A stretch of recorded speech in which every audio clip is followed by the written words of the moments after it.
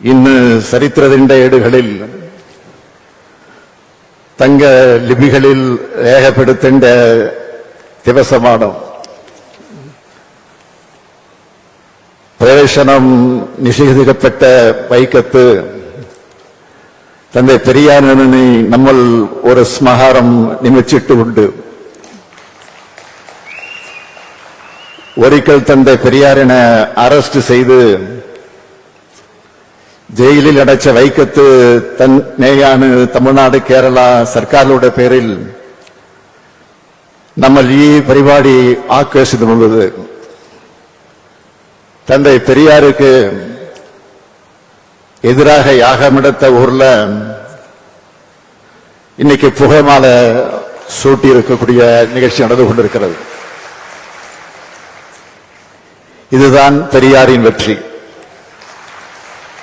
பெரியார் இயக்கத்தின் வெற்றி, திராவிட இயக்கத்தின் வெற்றி. அந்த வகையில் சமூக நீதியின் வரலாற்றையும் இந்த நாள் பொன்னெழுத்துக்களால் பொறிக்கப்படும். பெரியார் தொடங்கிய திராவிடர் கழகத்தினுடைய தலைவர் ஐயா ஆசிரியர் அவர்களுடைய முன்னிலையில் பேரறிஞர் அண்ணா அவர்களால் தொடங்கப்பட்ட திராவிட முன்னேற்ற கழக தலைவரான நான் தமிழ்நாட்டினுடைய முதலமைச்சர் என்ற பொறுப்போடு இந்த நினைவகத்தை திறந்து வைக்கிறது எனக்கு கிடைச்சிருக்கக்கூடிய மிகப்பெரிய வரலாற்று பெருமையாக அமைந்திருக்கிறது. இந்த நேரத்தில் என் நெஞ்சின் அடி ஆழத்தில் ஒரு சின்ன வருத்தம் ஏற்பட்டிருக்கு. அது என்னன்னா, இந்த காட்சியை காண நம்முடைய முத்தமிழறிஞர் தலைவர் கலைஞர் அவர்கள் நம்மிடையே இல்லையே என்ற எண்ணம் தான் அந்த வருத்தத்துக்கு காரணம். கடந்த ஆண்டு மார்ச் மாதம் 6ஆம் நாள் தோல் சீலை போராட்டத்தோட 200வது ஆண்டு விழா நாகர்கோவிலில் நடந்தது.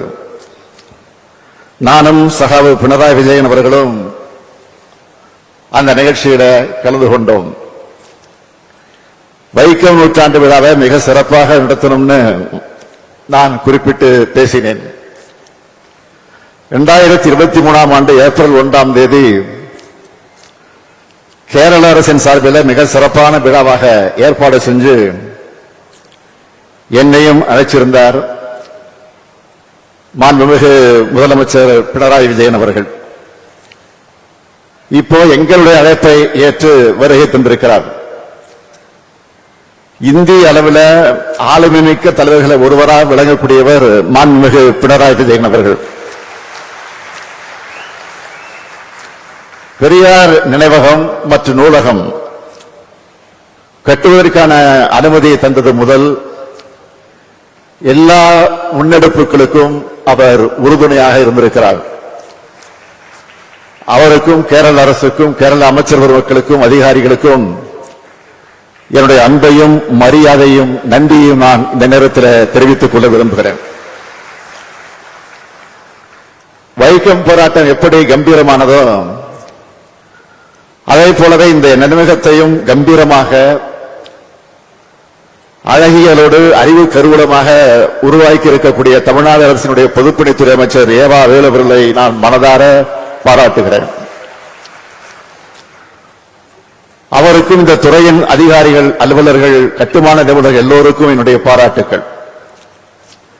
இதற்கான முன்னெடுப்புகளை மிக சிறப்பாக எடுத்த செய்தித்துறை அமைச்சர் மு. ப. சாமிநாதன் அவர்களுக்கும் என்னுடைய பாராட்டுக்கள், வாழ்த்துக்கள்.